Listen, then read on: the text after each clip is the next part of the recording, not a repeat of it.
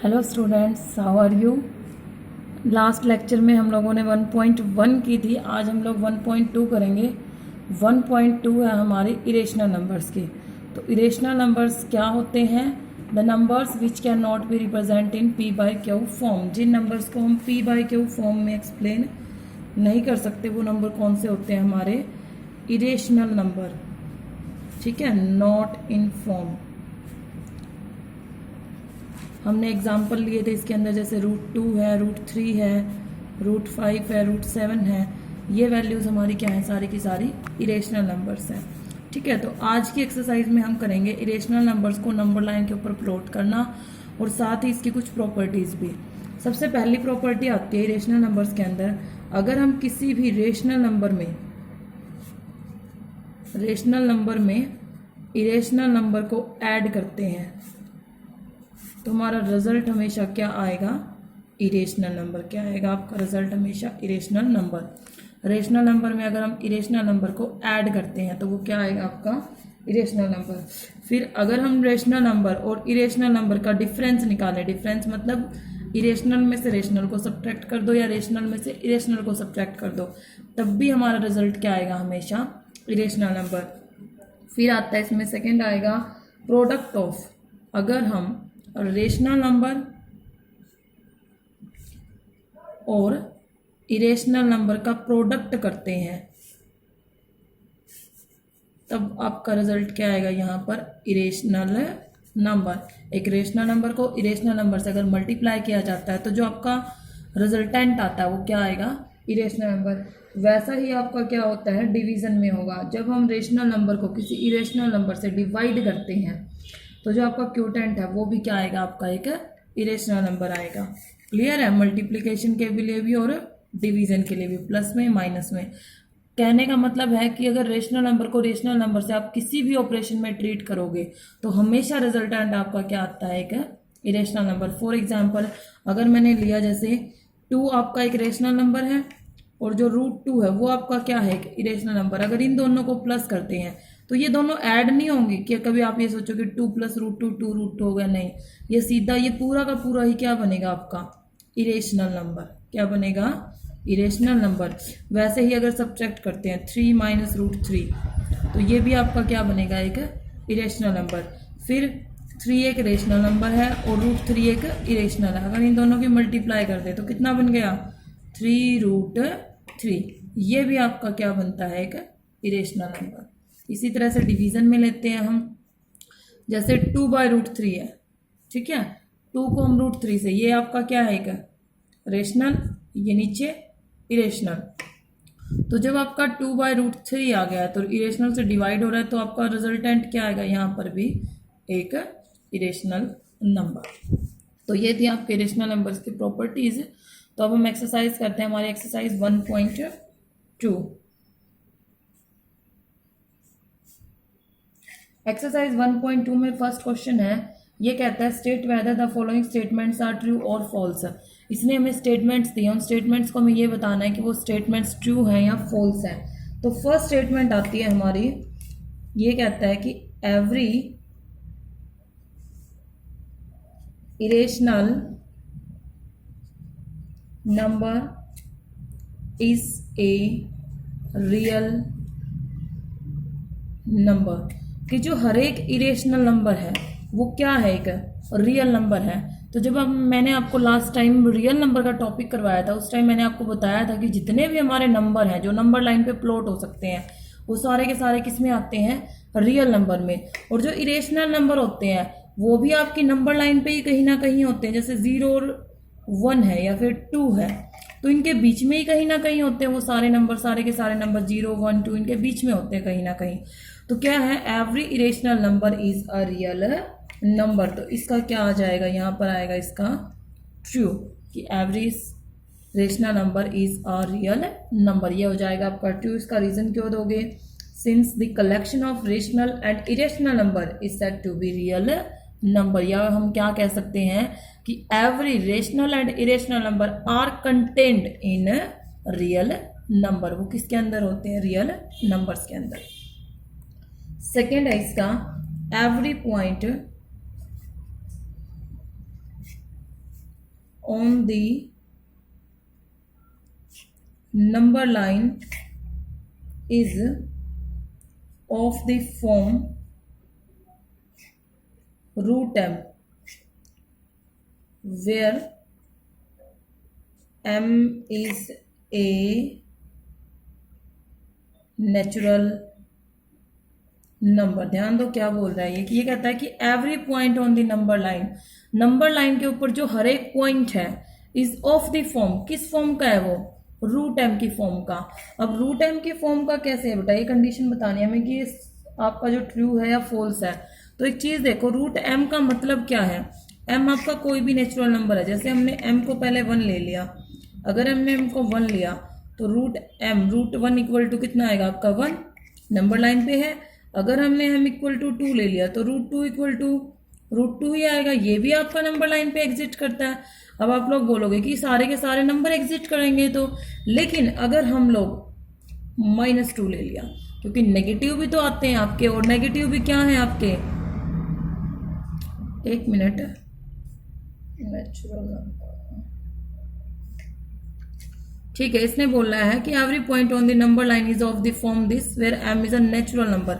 अब natural number के लिए तो ये कंडीशन हो जाएगी, लेकिन अगर हमने यहाँ पे नेगेटिव नंबर ले लिए, क्योंकि नेगेटिव नंबर भी कहाँ पर होते हैं, नंबर लाइन के ऊपर होते हैं, तो जब नेगेटिव का हम रूट लेते हैं वो हमारा एग्जिस्ट नहीं करता। तो क्या लिखते हैं यहाँ पे, नॉट एग्जिस्ट। तो ये कंडीशन क्या हो जाएगी आपकी, फॉल्स हो जाएगी, क्योंकि इसने हर एक पॉइंट को बोला है और हर एक पॉइंट में हमारे नेगेटिव भी आ रहे हैं। तो अगर हम नेगेटिव ले रहे हैं तो वहां पर ये कंडीशन क्या हो जाएगी, फॉल्स हो जाएगी। फिर थर्ड आता है यहाँ पे आपका, every real number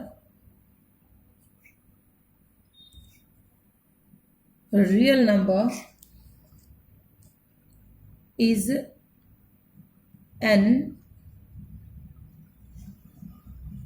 irrational number. अब ये क्या कहता है कि हर एक रियल नंबर है वो क्या है, इरेशनल नंबर है। तो ये कंडीशन भी आपकी क्या होगी, फॉल्स हो जाएगी। क्यों होगी, क्योंकि रियल नंबर बोला है बेटा इसने, इरेशनल कहता है कि हर एक रियल नंबर इरेशनल है, लेकिन ऐसा तो पॉसिबल है ही नहीं।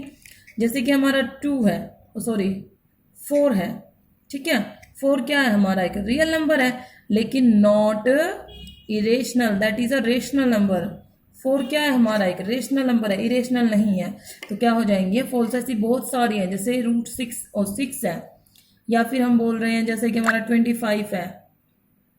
तो इस तरह की काफ़ी सारी वैल्यूज है जो कि हमारी रेशनल नहीं है। इरेशनल सिर्फ कौन सी होंगी, रूट 2 हो गया, रूट 3 हो गया, रूट 5, रूट 7, सिर्फ यही इरेशनल है, बाकी सारी की सारी कौन सी हमारी रेशनल है। तो यहाँ तक क्लियर है सबको। सेकेंड क्वेश्चन है हमारा, इसमें सेकेंड क्वेश्चन में बोल के बता रही हूँ आप लोगों को, are the square root of, second question में बोलता है ये, are the square root of all positive integers, कि सभी पॉजिटिव इंटीजर्स के जो स्क्वायर रूट हैं आर इरेशनल। ये पूछ रहा है क्या वो इरेशनल है। इफ नॉट, अगर ऐसा नहीं है, give an example of the square root of a number that is a rational number. किसी एक ऐसे नंबर का हमें क्या बताना है, स्क्वायर रूट बताना है जो कि क्या आया आपका, रेशनल। तो इसका फर्स्ट पार्ट इसने क्या बोला है कि are the square root of all positive integers. तो क्या लिखोगे, no square root of all positive integers is not irrational. अब इसका रीजन भी देना, हमने ये लाइन तो लिख दी, इसका रीजन क्या दोगे बेटा, कोई भी एक एग्जांपल हो। जैसे हमने रूट 16 ले लिया, 16 क्या है आपका, एक पॉजिटिव इंटीजर है, पॉजिटिव इंटीजर है। अगर हमने इसका स्क्वायर रूट निकाला क्या आ गया, 4। 4 क्या है आपका, एक रेशनल नंबर। क्या है, जैसे कि रूट 25 ले लो, इसका कितना आएगा 5, ये भी आपका क्या है, एक रेशनल नंबर। तो ऐसे बहुत सारे एग्जाम्पल हैं जो कि पॉजिटिव इंटीजर है, लेकिन जब हम उनका स्क्वायर रूट लेते हैं तो वो क्या आता है, एक रेशनल नंबर आ जाता है। तो ये इसके एग्जाम्पल आ गए, ठीक है। Now third question, third question में कहता है ये, शो दैट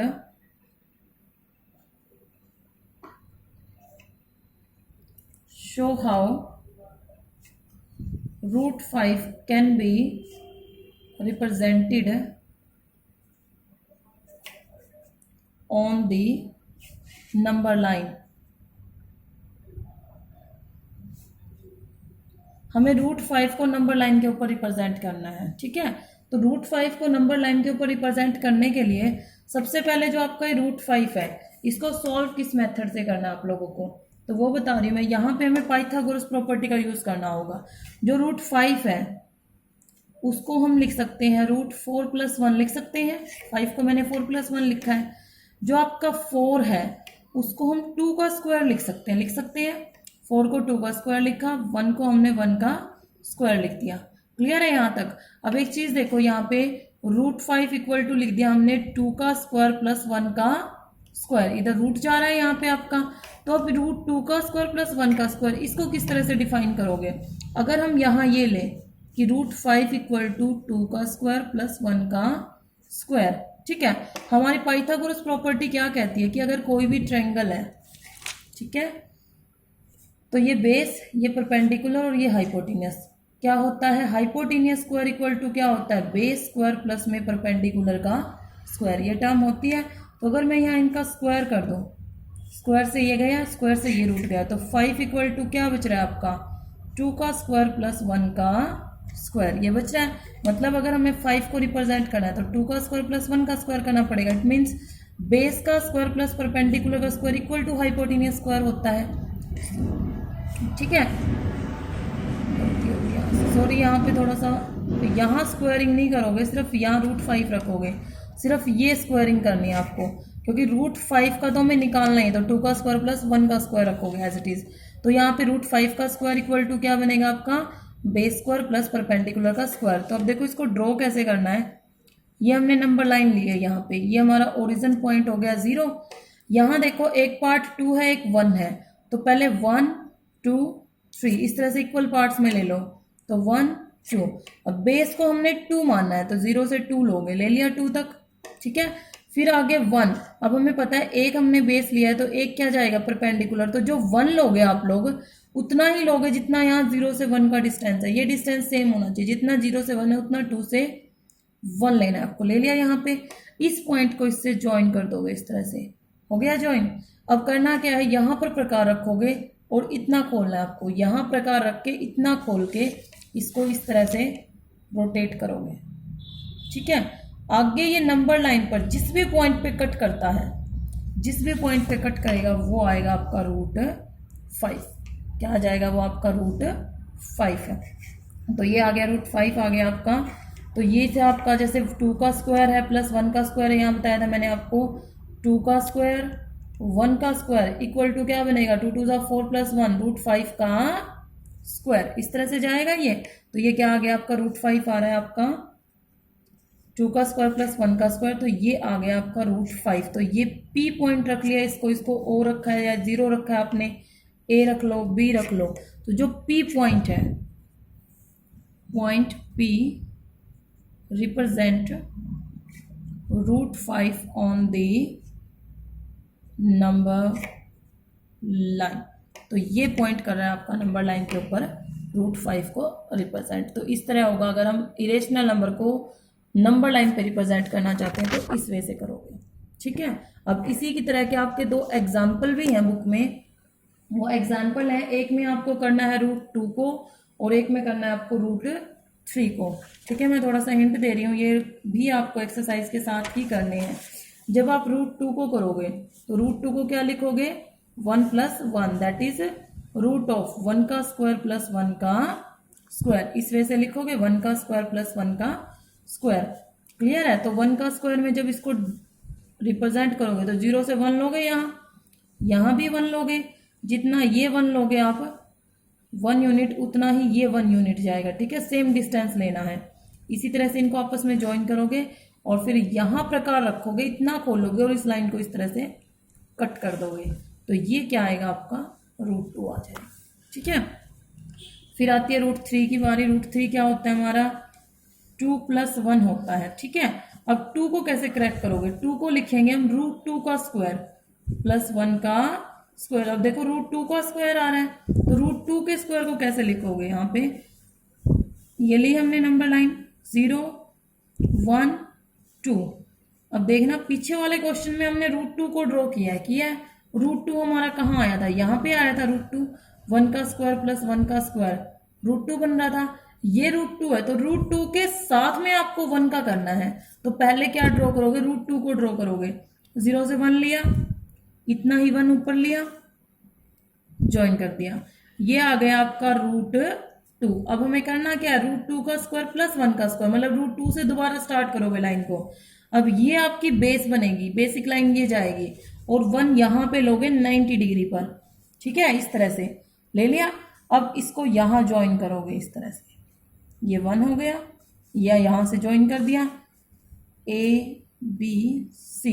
अब प्रकार को 0 से B तक खोलोगे, 0 से B खोल के इस आर्क को इस तरह से लगाओगे।